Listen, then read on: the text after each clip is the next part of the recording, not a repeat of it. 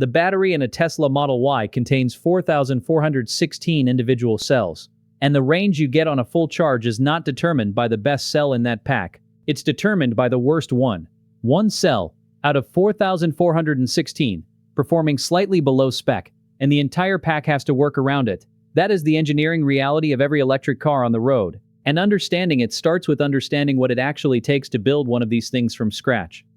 Most people think an EV battery is a single block, a slab, something like a giant version of the 9-volt you'd pull out of a smoke alarm.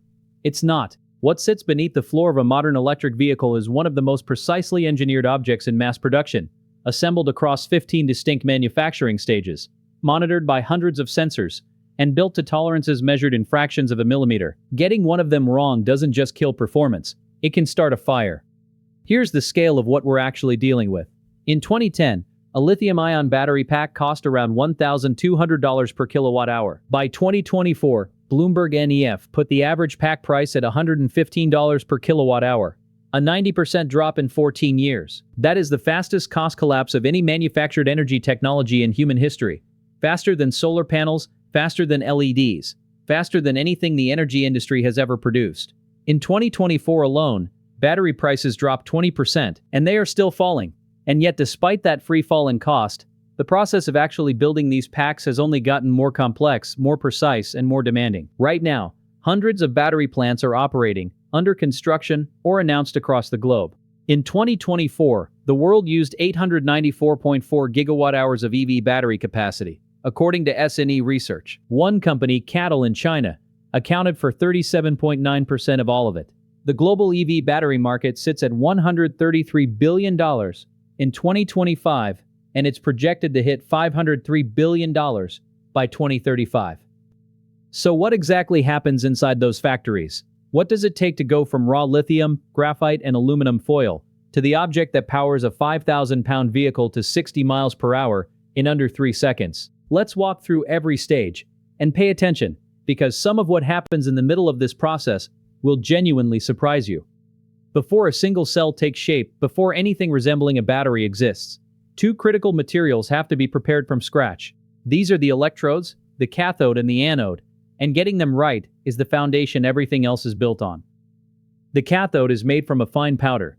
Depending on the battery chemistry, that powder is either NMC, lithium nickel manganese cobalt oxide, or NCA, lithium iron phosphate. Each chemistry carries its own energy density, thermal stability, and cost profile. The choice of chemistry shapes every downstream decision in the manufacturing process. That powder gets mixed with a polymer binder and a solvent to create what engineers call a slurry, a thick, precisely formulated paste. Then it gets coated onto a very thin sheet of aluminum foil, sometimes as thin as 12 microns. For reference, a human hair is about 70 microns wide. The anode follows the same logic. Graphite powder, mixed with a binder, dissolved into a slurry, and coated onto copper foil. Copper for the anode, aluminum for the cathode. The choice of metal is not arbitrary. It comes down to electrochemical compatibility. Put the wrong metal on the wrong electrode, and you trigger corrosion reactions that destroy the cell from the inside. Once both slurries are coated onto their respective foils, the material moves into long-drying ovens. The ovens evaporate the solvents and leave behind a dry uniform coating. The process is called roll-to-roll coating. Enormous rolls of foil, moving continuously through the system like a newspaper printing press, being coated and dried in one continuous motion. Uniformity is everything here. Any variation in coating thickness, even across a few square inches, will show up later as variation in cell capacity. And variation in capacity is exactly what every downstream process is trying to eliminate. After drying, the coated electrode rolls go through calendaring. Heavy steel rollers, under enormous pressure, compress the dried electrode coating to a precise thickness and density. That step isn't just about making the material thinner. It sets the porosity of the electrode, the tiny microscopic gaps that the electrolyte will later need to penetrate. Too dense, an electrolyte can't move freely, limiting how fast the cell can charge and discharge. Too porous, and you lose energy density. The pressure applied during calendaring is calibrated to within a very tight tolerance. A small variation in that pressure produces a measurable difference in cell performance. Not theoretical, measurable, repeatable, and permanent. Next comes slitting. The wide calendared rolls of electrode material get precision cut into narrower strips, exactly the right width for the cell format being produced. The blades doing this cutting are sharp enough to slice electrode material cleanly without generating edge damage, because edge damage introduces contamination, and contamination inside a lithium-ion cell is one of the primary paths to a short circuit. Slitting happens inside clean rooms, not operating theater clean, but closely controlled environments where airborne particle counts are monitored continuously. A single metallic dust particle contaminating an electrode strip can, in a worst case, bridge the gap between the anode and cathode inside a finished cell and initiate a thermal event. The factories know this. The engineering around contamination control in a battery plant is extraordinary. Now the cell actually gets assembled. And here is where the three major cell formats split into entirely different production paths. In a cylindrical cell, the format used in most Teslas, the cathode strip, separator, and anode strip are wound together into a tight spiral called a jelly roll, then inserted into a metal can. The 18650 cell, which Tesla used in its early vehicles, is 18 mm in diameter and 65 mm tall. The 2170 cell, introduced with the Model 3, is 21 mm wide and 70 mm tall. The newer 4680 cell is 46 mm wide and 80 mm tall. With each step up in size, you need fewer cells to fill a given pack volume. The Model Y using 4660 cells compared to 4416 cells with the 2170 format. Cylindrical cells are relatively easy to automate, and their regular geometry creates predictable gaps for cooling structures to run through. But the 4680 also introduced something more significant than just size. Tesla engineered what they call a tabless design. In conventional cylindrical cells, current flows through metal tabs welded to the top and bottom of the electrode strips, narrow connection points that create resistance and generate heat. The 4680 eliminates those tabs entirely. Current flows radially outward across the full width of the electrode. Less resistance, less heat, faster charging. The design was announced as the architecture that would change everything. And here is where the story gets complicated. 5 years into production, the 4680 cell still delivers roughly 13% less energy density than the supplier cells it was meant to replace. The ramp has been far slower than projected. The physics of tabless current flow is sound. Getting the manufacturing process to produce those cells at scale, consistently to the tolerances required, that is an entirely different problem. Prismatic cells take a different approach. The electrodes are either wound into a flat oval or stacked in layers inside a rigid rectangular aluminum or steel case. BYD's Blade battery is the most prominent example. The cells are long, thin, and flat, almost like a ruler, and they get packed side by side inside the battery housing in a way that eliminates the need for a separate structural module. Engineers call it cell-to-pack architecture, and we'll come back to why it matters. Pouch cells, used by Hyundai in the Ioniq lineup, and in the older Nissan Leaf, skip the rigid outer casing entirely. The stacked electrodes sit inside a flexible foil pouch, sealed around the edges. Pouch cells are the lightest per kilowatt-hour of any format, but that flexibility is also a liability. The cells can swell as they charge and discharge, and managing that swelling across thousands of cycles requires careful mechanical design. With the cell physically assembled, the next step is electrolyte filling. The dry cell gets placed inside a chamber where the air pressure is partially reduced, a partial vacuum, and then a precisely measured volume of liquid electrolyte gets injected. The vacuum helps the electrolyte flow into every microscopic pore of the electrode structure. Even distribution matters enormously. Any spot inside the cell that the electrolyte doesn't reach, what engineers call a dry spot, becomes a zone of premature degradation. Over time, those spots develop uneven lithium plating, which can produce metallic lithium deposits called dendrites. Dendrites grow. They grow until they bridge the separator between anode and cathode. And when that bridge closes, the result is a short circuit inside a cell holding a significant amount of stored energy. After filling, the cell gets hermetically sealed. Cylindrical cells are crimped shut. Prismatic cells get laser-welded lids. Pouch cells get heat-sealed along their edges, then loaded into compression fixtures that hold them at a precise pressure. Because without that external compression, the swelling that occurs during charging would permanently deform the cell and accelerate degradation.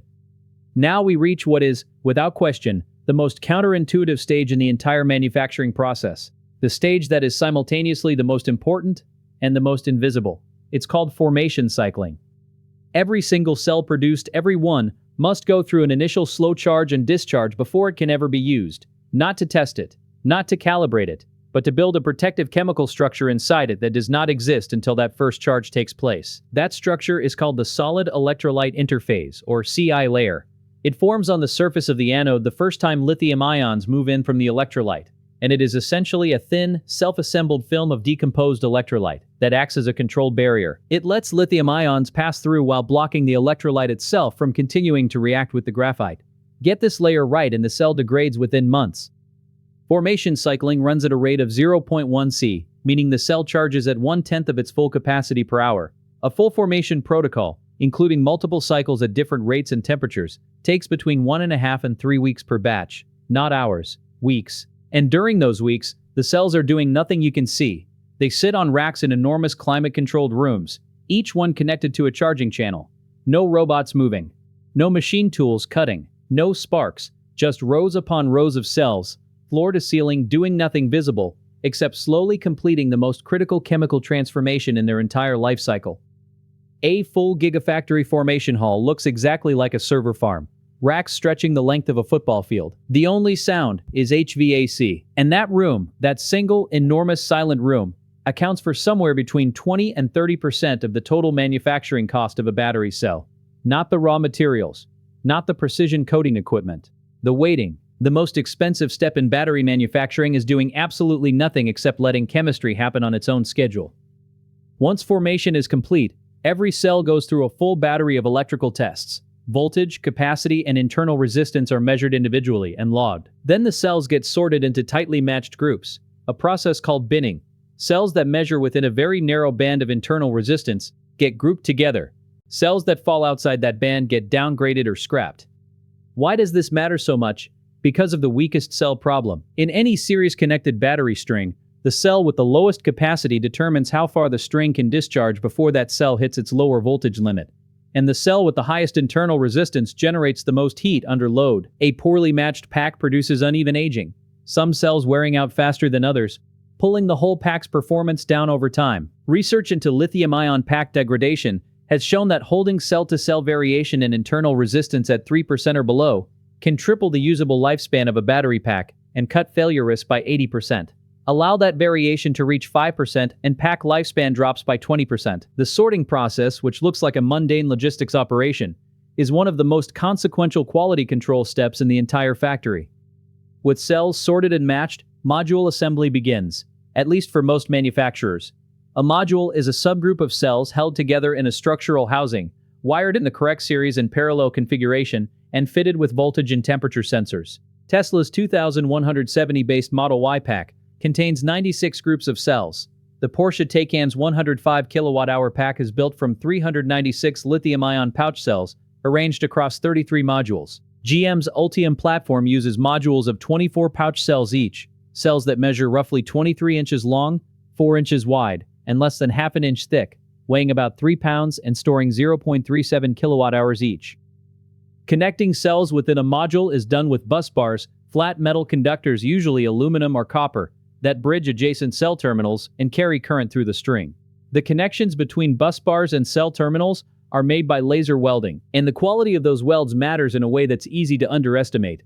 A weld that's slightly too shallow carries higher electrical resistance, it gets hotter under load, degrades faster, and can eventually fail entirely. A weld that penetrates too deep can damage the cell terminal beneath it. Every single weld in a modern battery factory gets inspected, either by automated vision systems or by inline resistance measurement, or both.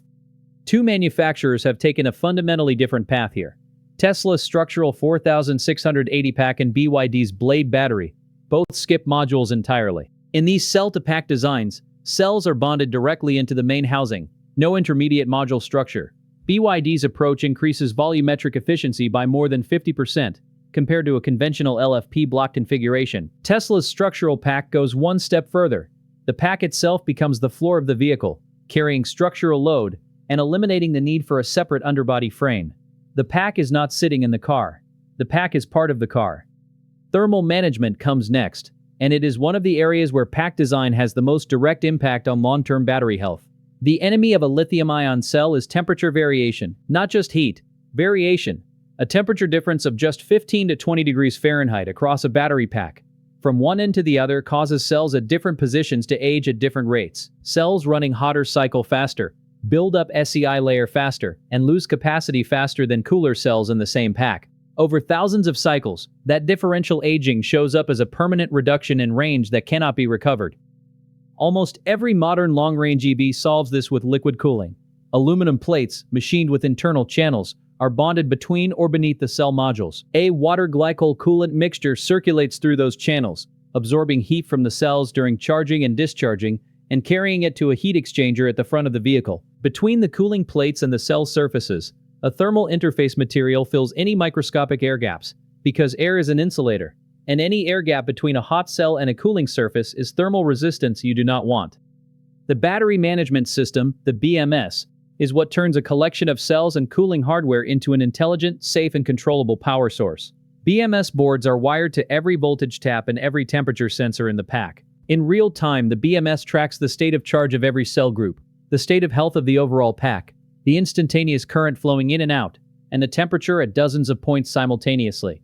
When a cell approaches its voltage limits, the BMS throttles charging or discharging to protect it. When the pack gets too cold, the BMS activates preconditioning, using resistive heating or recovered heat from the motor inverters to warm the cells before a fast charge session.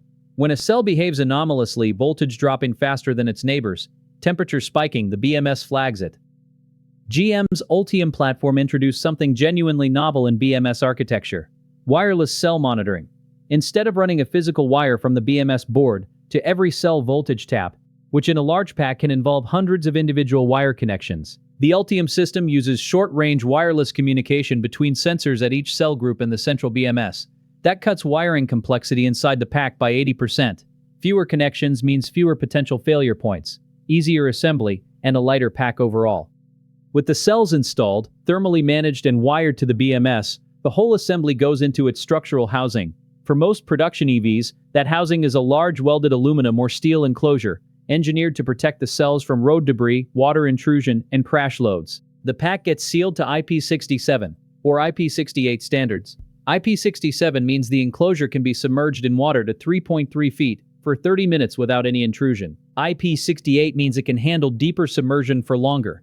The sealant that creates that barrier, applied robotically along every joint and penetration point, has to remain flexible through years of thermal cycling, vibration, and road shock while maintaining a hermetic seal.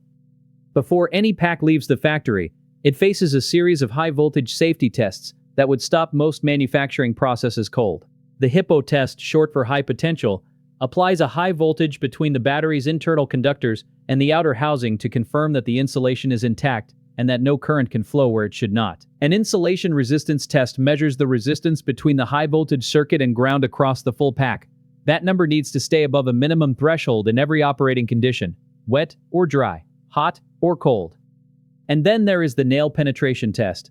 A steel nail is driven through a fully charged cell, directly through the casing and into the active electrode material. The intent is to simulate the absolute worst case, a catastrophic internal short circuit caused by a foreign object breaching the cell. In a standard NMC pouch cell, the result of this test is fire. The energy stored in a fully charged cell, released through the resistance of a nail penetration, generates enough heat to ignite the electrolyte. For cell chemistry qualification, not individual production testing, the nail test is one of the toughest abuse benchmarks a design can be put through. BYD's Blade battery passed it without fire, without smoke, with a surface temperature that peaked at roughly 30 to 60 degrees Celsius. The LFP chemistry, combined with the structural geometry of the blade cell, dissipated the energy from the short circuit without reaching the temperatures required for thermal runaway. That single test result, demonstrated publicly by BYD in 2020, became one of the most influential moments in recent battery industry history. Competing NMC pouch formats caught fire in the same test. The marketing consequence for BYD was immediate and substantial, and the engineering reality behind it helped push the industry to re-evaluate LFP chemistry as a serious option for mainstream EVs, not just the budget market. Now the finished, tested, sealed pack goes to vehicle assembly. The mounting method depends entirely on the pack design. In most production EVs, the pack is lifted and bolted to the vehicle's underbody frame from below, connecting to the vehicle's high-voltage wiring harness through sealed connectors rated for the pack's full operating voltage and current. In Tesla's structural 4680 Model Y, the integration runs much deeper. The pack bolts directly to the vehicle body structure and carries crash loads as a structural member. There is no separate floor. The pack is the floor. Removing it requires cutting structural adhesive bonds, not just unbolting fasteners. That design saves weight and increases stiffness, but it also makes battery replacement a fundamentally different and far more involved operation. Let's look at what pack architecture choices look like across the vehicles actually on American roads right now, because the differences are significant. The Porsche Taycan operates on an 800-volt electrical architecture. Most EVs run at 400 volts. Doubling the voltage, at the same power level, cuts the current in half.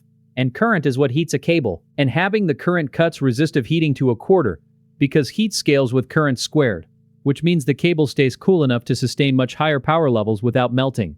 That is not a marketing claim. It is Ohm's law. The result, the Taycan's 105 kilowatt-hour pack charges from 10% to 80% in 18 minutes, at 270 kilowatts. The Hyundai Ioniq 5 and Ioniq 6, also running 800-volt architecture, can pull from 350 kilowatt class chargers, adding 100 miles of range in about 5 minutes. The 400-volt systems in most other EVs have to work much harder against cable heating to sustain those power levels. The GMC Hummer EV takes a different path to massive capacity. It stacks two complete 100 kilowatt-hour Ultium battery layers in the same floor space that most vehicles use for one, reaching 200 kilowatt-hours total. That is not elegance, that is brute force applied to the range problem. But it works, and it shows how cell-to-pack modularity in the Ultium system lets GM scale capacity by simply adding layers. All of this, the 15 stages, the formation cycling warehouses, the laser welds, the wireless BMS sensors, the IP68 sealed housings, exist within a cost structure that is still actively declining. The question the entire industry is now asking is, what happens when it stops? The 90% cost collapse of the last 15 years was driven by manufacturing scale, chemistry improvements, supply chain development, and process refinement. Each of those drivers has limits. Lithium has to be mined. Cobalt and nickel come from a small number of countries with their own geopolitical profiles. The manufacturing yield improvements from scaling up a known chemistry eventually plateau. And the next major shift, solid-state batteries, which replace the liquid electrolyte with a solid ceramic or polymer material and promise dramatically higher energy density and faster charging, is still fighting through exactly the same manufacturing challenges that liquid electrolyte cells faced 20 years ago. Getting the chemistry right in a lab is one problem. Building a formation hall that can process solid-state cells reliably, at scale, at cost, that is a different problem entirely. The 4680 story is instructive here. Tesla announced the Table S 4680 cell in 2020. 5 years later, it still delivers 13% less energy density than the supplier cells it was engineered to replace. The physics of the design is correct. The manufacturing reality has been far harder to close.